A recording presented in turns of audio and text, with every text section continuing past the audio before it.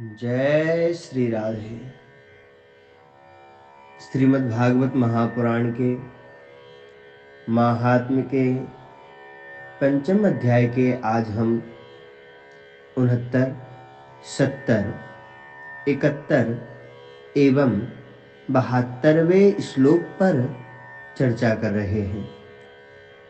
पूर्व श्लोकों में हमने श्रवण किया कि यह श्रीमद् भागवत महापुराण की कथा हृदय में उठने वाले समस्त प्रश्नों का समाधान कर देती है, जिज्ञासाओं का शांत कर देती है, क्योंकि इससे साक्षात भगवान श्री हरि मिल जाते हैं। और जिसको हरि मिल जाए उसे प्राप्त करने के लिए फिर शेष ही क्या बचा। और जिसे परमात्मा संबंधित ज्ञान हो जाए तो अब बाकी कुछ अज्ञान ही कहां बचा।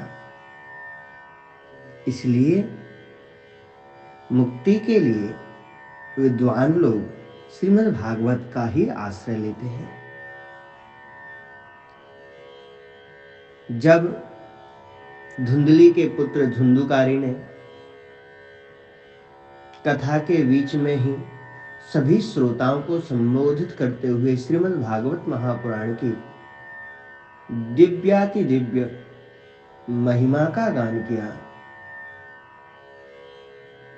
तब सब के सब एकटक होकर धुंधुकारी को देखते रहे और बड़े ही श्रद्धा और भाव से श्रवण किया। इसके उपरांत सबके देखते ही देखते धुंधुकारी के लिए वैकुंठ धाम से वैष्णवों सहित विमान आया। उस विमान में बैठे हुए वैष्णवों ने उतरकर धुंधुकारी को प्रणाम किया और कहा, हे भगवान के प्रिय भक्त, आप वैकुंठ चलिए।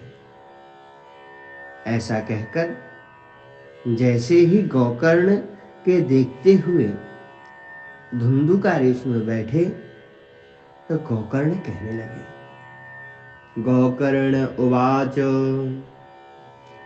अत्रैव बहवः सन्ति श्रोतारो मम निर्मलाः आनीतानि विमानानि न तेषां युगपत् कुतः। अरे वैष्णवजन विमान में बैठे हुए वैष्णवों को संबोधित करते हुए कहने लगे, अरे वैष्णवजन सुनिए, अत्र एव बहवः श्रोताराः सन्ति और निर्मलाः। अरे भैया, यहाँ केवल धुंधुकारी ने ही थोड़ी कथा सुनी, यहाँ तो सैकड़ों लोगों ने कथा सुनी और सबके सब निर्मल हैं। तब क्या एक एक करके सबको लेके जाओगे? और दूसरी बात यह है, अगर सबको एक साथ लेके नहीं जा रहे हो, एक एक करके भी नहीं लेके जा रहे हो, सिर्फ धुंधुकारी को लेके जा रहे हो, तो श्रवणाम समभागेन सर्वेषां यह दृश्यते फलभेदः कुतो जातः प्रब्रुवन्तु हरिप्रियाः। हे भगवान के भक्तों, सभी ने बराबर कथा सुनी और यहाँ पर देखते देखते सुनी। ऐसी बात नहीं है कि दूर कहीं खेत में बैठ के सुनी, पांडाल के अंदर में रहते रहते सुनी।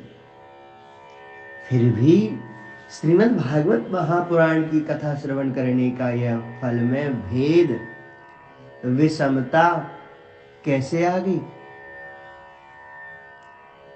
कृपया कर हमें बताइए।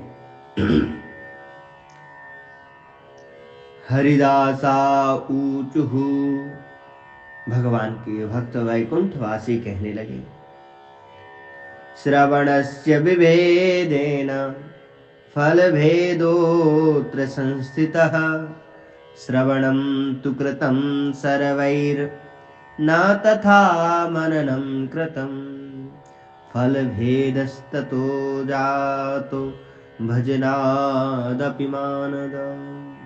अरे मानद, सम्मान देने वाले, आपने हमें बड़ा सम्मान दिया, बहुत अच्छी बात है। अथवा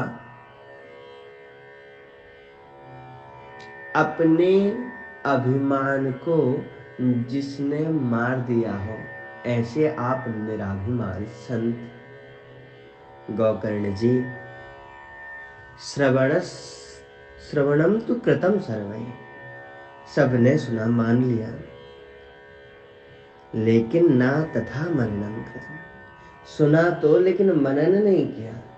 दूसरी बात यह है कि श्रवणस्व विभेदेन, अब किसने किस भाव से श्रवण किया उसी भाव से उसको फल मिलेगा।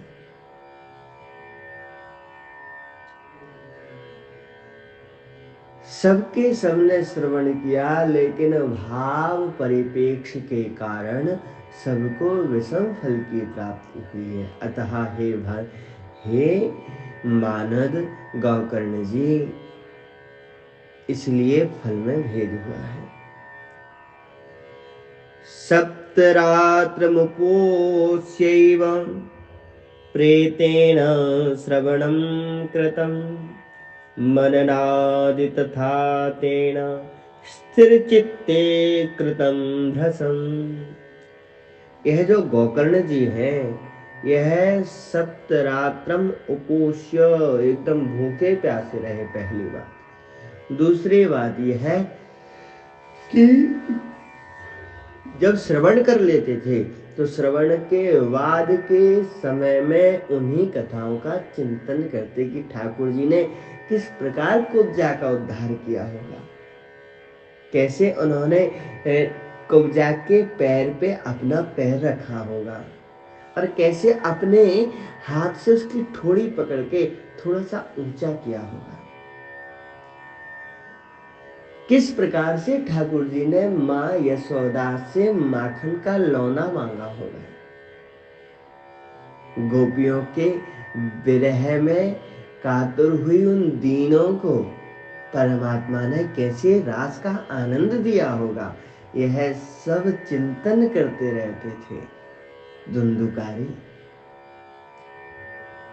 और बाकी लोग यहाँ पर कथा तो सुनते और घर जाके वही नौन तेल लकड़ी उसी में फंस जाते, घर जाके भगवान की चर्चा नहीं करते थे।